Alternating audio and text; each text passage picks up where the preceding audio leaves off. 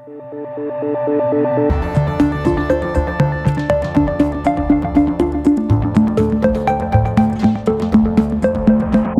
name's Doug Parkin, and I'm a Programme Director at the Leadership Foundation for Higher Education in the UK.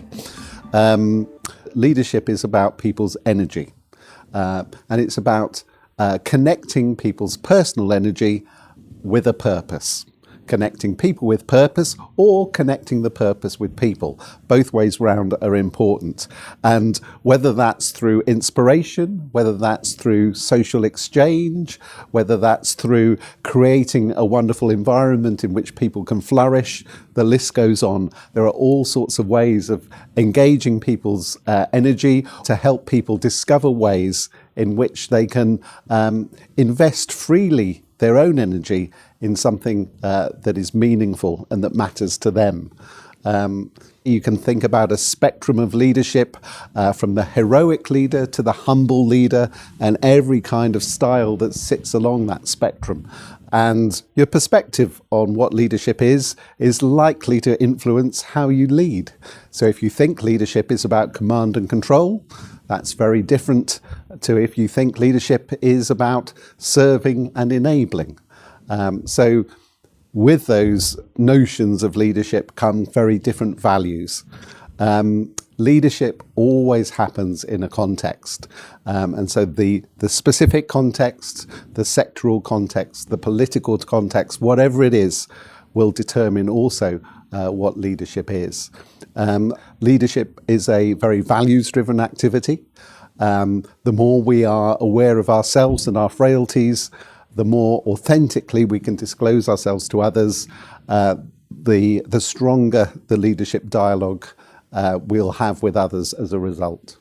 Sometimes I think we have the problem that what we see around here is lots of management, but maybe not so much leadership. Maybe when problems arise, when challenges come along, there's a tendency for us to retreat to the safe ground of management or instruction or direction, when actually it's some of those other skills to do with inspiration, energy and connecting, which is what may be needed. If we go back to sort of some classic thinking, functional management would say it's about planning, organising, monitoring, evaluating and controlling. That's one way of conceiving of what management is, the essential management functions. We can also think about what does a manager manage?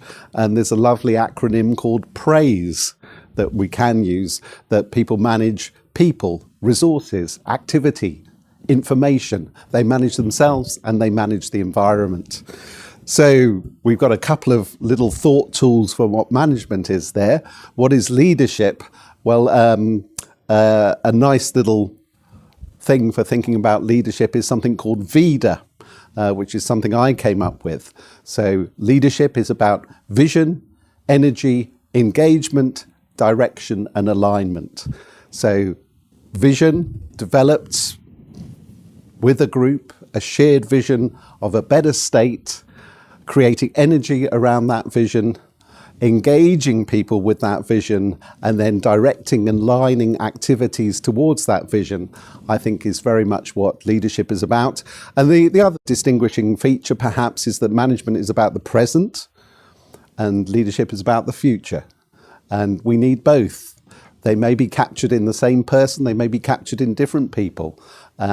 I think it's fascinating to think about leadership as something shared or distributed through conversation and consent, through acknowledging complexity. And I think that in complex environments facing complex challenges, leadership should not be a lonely activity. It should be an activity with others. And I certainly also think that a key aspect of sharing leadership is things flowing to the point of need.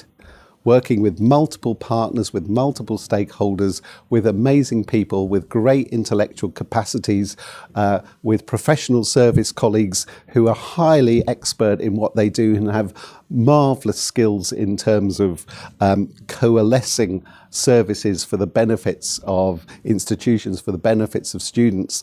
if the leadership is not shared, is not distributing, you are not getting the return on the wonderful resources you have in your organisation in terms of those amazing people. So the sharing of leadership is linked to shared purpose. We need to have a sense of what our point of sale is, our direction of travel is, but with the complexity of what that involves, there needs to be trust.